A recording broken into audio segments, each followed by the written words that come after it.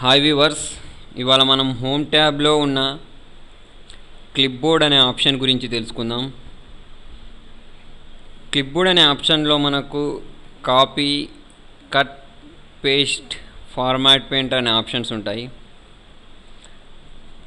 Copy, paste అనే option use చేసి మనం ఒకే మ్యాటర్ని ఎన్నిసార్లు అయినా పేస్ట్ చేయొచ్చు.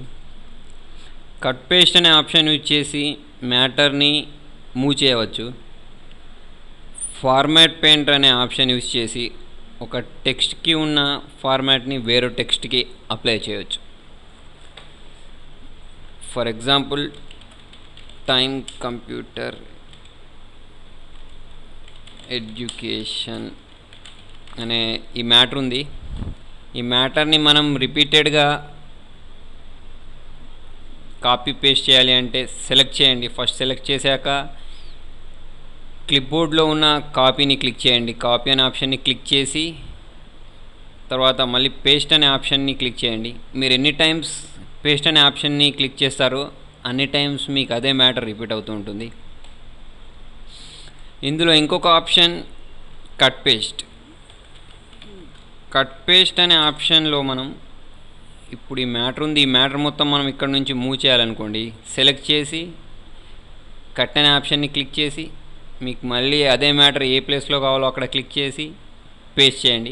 ఆ మ్యాటర్ అక్కడ నుంచి కట్ అయిపోయి వేరే దగ్గర పేస్ట్ అవుతుంది.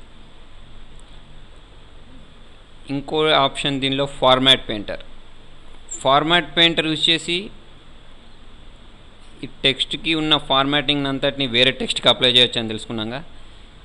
చూడండి, దీన్ని నేను సెలెక్ట్ చేసి కలర్ మార్చాను, బోల్డ్ చేశాను, ఫాంట్ స్టైల్ మార్చాను.